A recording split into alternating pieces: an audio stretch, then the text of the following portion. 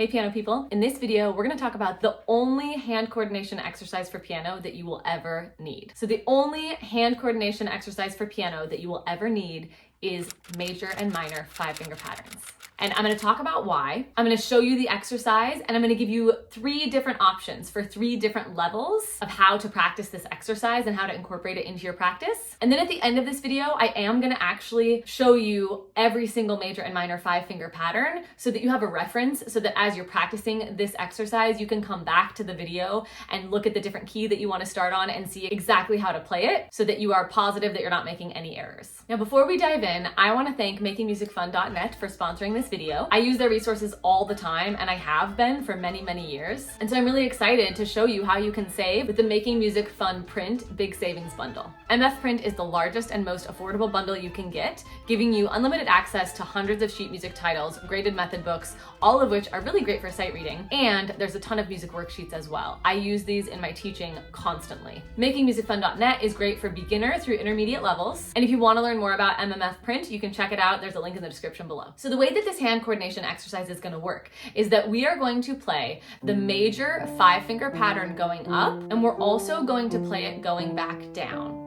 Then we are going to do a broken chord and then a blocked chord.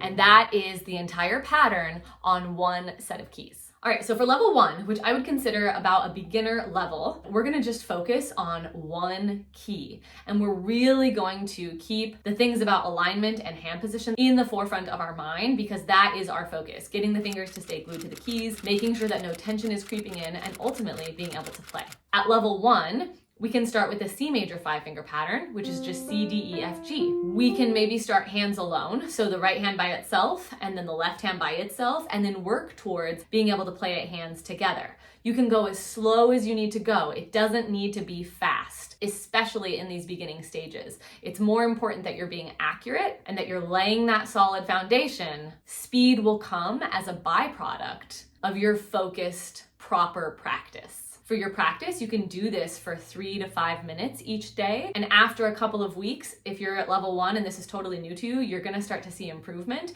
You're gonna start to feel the hands coordinate together, and it's gonna be awesome. Once you can do it on one set of keys, then you're gonna come back to this video, you're gonna rewatch the ending, and you're gonna start to expand so that you can eventually learn all of the major and minor 5-finger patterns, and you can practice all of the major and minor 5-finger patterns at this beginning level, hands together very slowly. All right, for level 2, this is intermediate level. So this level is for you if you have practiced some technical exercises before, you have a good basic sense of hand coordination, you're already playing music with 2 hands, but maybe you sense that there's like some weakness in your 4th and 5th fingers, and maybe you know that tension tends to creep into your body, then you would start here at level 2. And at level 2, what we're gonna do is we're going to work hands together, and we're gonna practice going from the C major 5-finger pattern all the way up to the next C, playing all of the major and minor 5-finger patterns, but we're gonna change the dynamics. So we're gonna add a layer that makes it a little bit more complicated. We're gonna start to tune into our sense of musicality and really get control over what it takes to play proper dynamics. We're gonna tune our ears in to practice evaluating if we are in fact doing the dynamics that we are setting out to do. Now in this level, you still have all of the things from level 1 at your disposal. So you can start hands alone, you can work on one 5-finger pattern at a time, but you're gonna create the dynamics. So you might alternate. You might say, okay, I'm gonna do one of them piano. And then I'm gonna do the next one forte.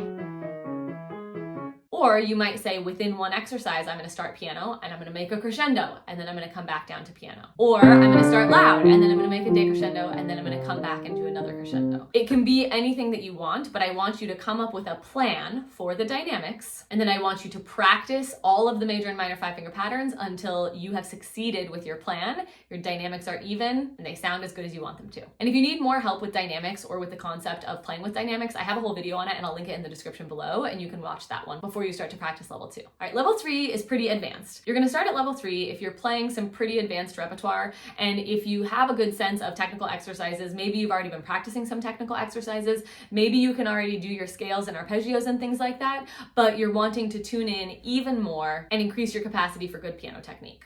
So for level 3, what we're gonna do is we're gonna take everything we did in levels 1 and 2, but we're gonna add articulation on top of it. So you can practice your 5-finger patterns staccato, or legato, or better yet, with something really complicated like a two-note slur between every two notes. You can use your imagination here to do lots of different combinations of dynamics and articulations because you'll never run out, and you're going to work towards being able to play every single major and minor 5-finger pattern in a row with varying dynamics and varying articulations. Pick your level. If you need help deciding, go ahead and comment below and I'm happy to help you decide which level to start at. And then comment on the video and let me know how it goes for you. Let me know if you start to see improvement, if this is easy for you, or if it feels really challenging for you. And now, as promised, here is your reference guide for all of the major and minor 5-finger patterns. You can come back to this as much as needed to see exactly which notes you're going to play when you practice these exercises.